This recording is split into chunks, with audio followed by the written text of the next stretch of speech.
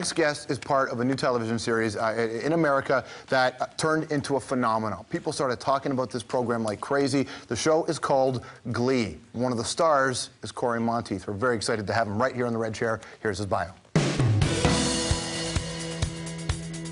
All right, George. You may not be the musical comedy type, but ready or not, you're about to be gleed. Glee is the breakout show of this TV season. Imagine a high school drama. I'm pregnant. Mixed with dark, tongue-in-cheek writing. Me? Never wanted kids. Don't have the time, don't have the uterus. And a whole lot of singing. Now put your hands up in the club, just up. Or as one of the show's stars describes it, it's like High School Musical has been punched in the stomach and had his lunch money stolen. That star would be Canada's own Cory Monteith, a.k.a. Finn, a football jock initially blackmailed into joining his high school's glee club. Cory grew up in Victoria, moved to Vancouver to give acting a try, and landed some roles in U.S. productions filming in the city. When Glee came casting, Cory got the nod and made the move to Hollywood. Smart decision, because Glee is a hit. Watched by more than 8 million viewers a week, and the music featured on Glee, it's a hit too. Fans of the show, known as Gleeks, have bought more than 2 million songs off iTunes. Even Madonna is giving the green light for her music to be covered. Just a small town girl. And Cory's rendition of Don't Stop Believin' has now been certified gold after selling more than 500,000 digital units. Strangers waiting up and down the boulevard. Everybody, please welcome Cory Monteith.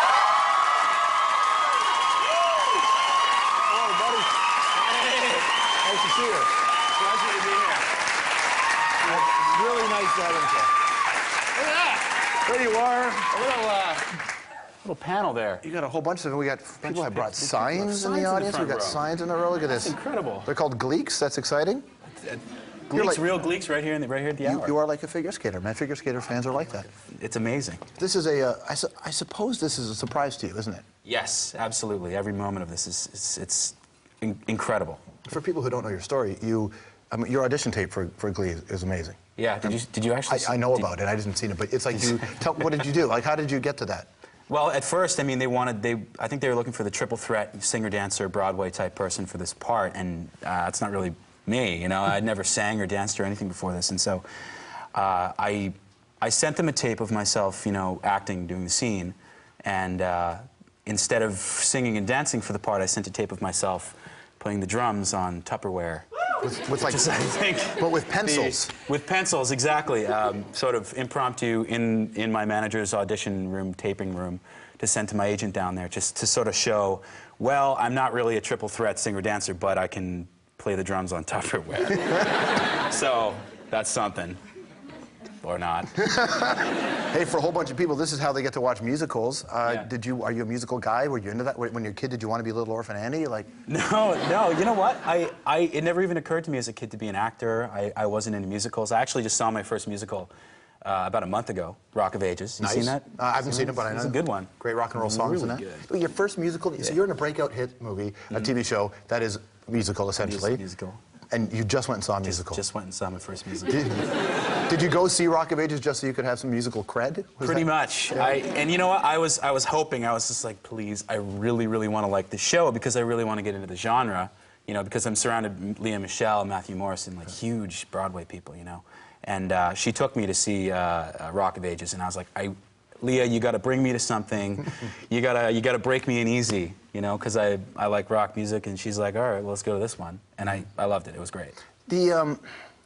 The journey is an interesting one for you, right? Because I know it's fun and the show is a big hit. Yeah. But I mean, you did not have the easiest teenage years in your life. No. So I mean, like a lot of people, you know, single parent. Single eventually, parent, right? yeah. Parents divorced. Dropped out of high school. Yeah. Kicked in and out of the house. Yeah. Yeah. Which all in hindsight is charming because it looks like it paid off, but it wasn't at the time, I imagine. When you're like a 16-year-old guy and you're looking at your prospects, what did you think your life was going to be?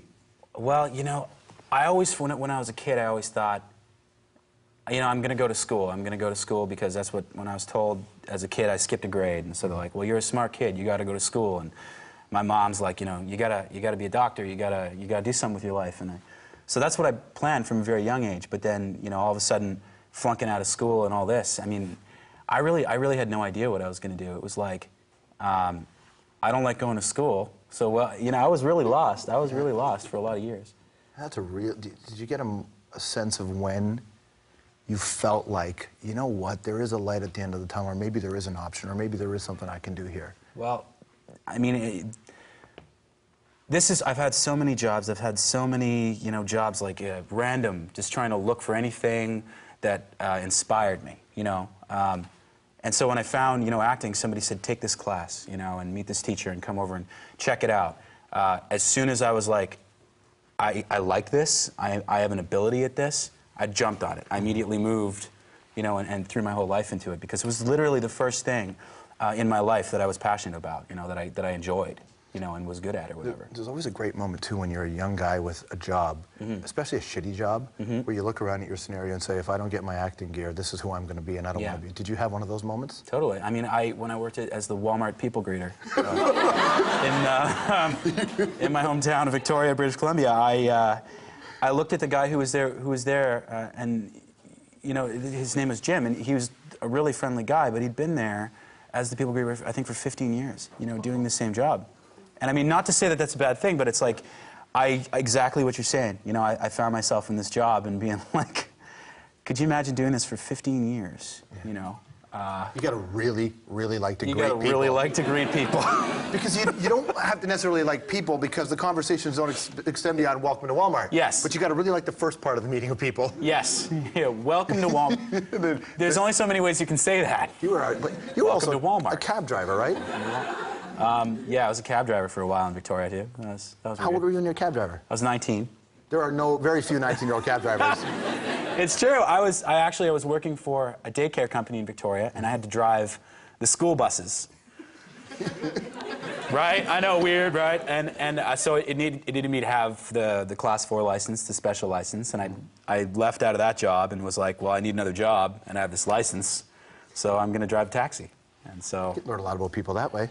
Yeah, you can learn a lot about folks at 3 in the morning when they're drunk off their ass getting into your cab. You hear a lot of stories, let's put it that way. I could imagine. So then, to transfer to this place where you are now. Yeah. You know, I mean, the people talk about the show, and I know you're big on being who you are and where you're from. When you went to Calgary for the Geminis, the TV award show, it was nice. You felt nice going back home. Congratulations. Thank you very much. Thank you.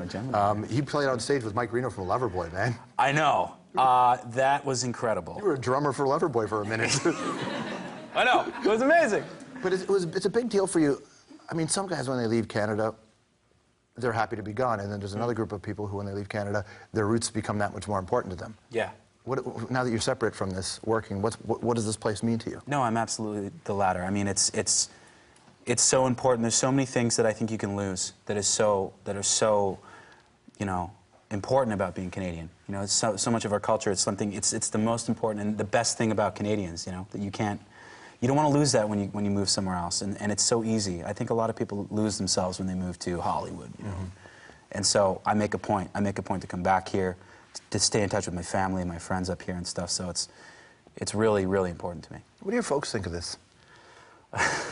It's crazy. My mom, she calls me every now and then, and she's more overwhelmed than I am. I'm kind of taking it day by day, but she's like, oh my goodness, Cory, I saw you on Conan O'Brien, you know, and it's just like, wow, is this really happening? Well, dude, wait till she sees you in the hour. She's gonna forget Conan.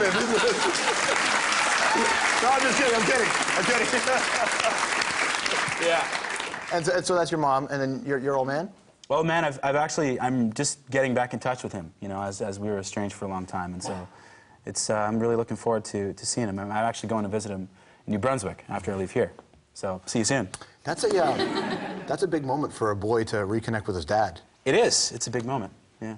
So it's gonna be good. I think it's all about being an adult, you know, making adult decisions. Do you, when you're on the set and you're going through this, do you start thinking about where your career is going to go after this? Wow. I don't know.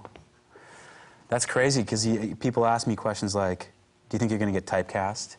You know, and do you think you'll do movies and stuff like that? And I'm like, well, can I do movies? You know? Can I not get typecast, please? I just hope it shakes down well. You know, I think the way I see it is if I show up every day and I work my hardest and do my best and keep it real. I mean, that's just really what happens tomorrow. I don't know what's going to happen tomorrow. Okay, when we come back, we've got more with Cory. We have a game called 220 where we just rapid fire questions, but because of him and Glee, it's the high school edition. More with Monteith after this.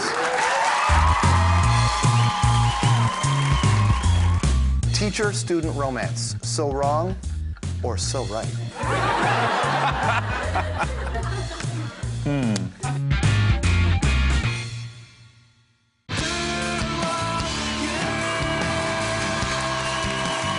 Listen to this.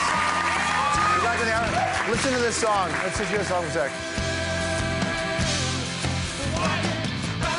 This is the band Porchlight, isn't it? This is your band. This is my old band from Victoria.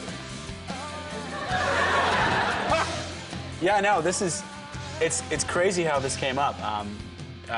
Jeremy Baker, who's a DJ on 91 Through the Zone in Victoria, he found it through I don't know where, and now it's on his podcast Capital Rock City. So there it is. There it is. Your and band? Ted Gowans and I from Tegan and Sarah used to play in this band. That's incredible. Back in the day. So it's crazy. I mean, music's a big part of it. I mean, my God, somehow you managed to have a song that's just gone gold. Yeah. Right? I mean, your cover of the Journey song is not, what, sold 50,000 copies? No, 500,000. 500,000. Oh, gold in America. Yeah, gold in the States. Oh, I thought it was gold in Canada. I don't know. I don't know if it's gold. It's gold in Canada. I don't know. 400. Dude, that's a bit crazy, isn't it? It's a little crazy to think about that. I suppose you can't think about it. That's the trick. Exactly. You can. All right. You can. You ready to play the high You just school gotta edition do of 220? 220 questions. All right. Roll the animation. Here we go. All right.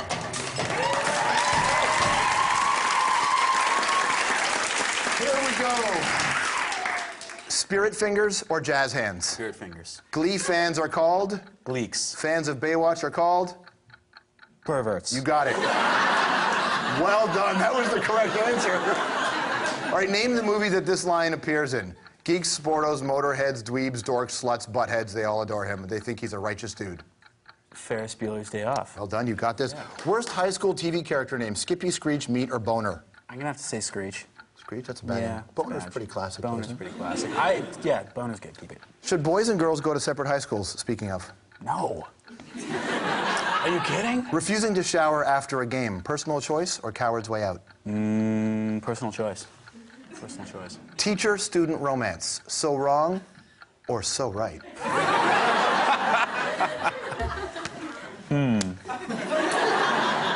So right. Okay. High school musical or rock and roll high school? Rock and roll high school. Well done, that's the right answer there, buddy. Okay, all right, what high school subject should they ban? Math. What's the one thing?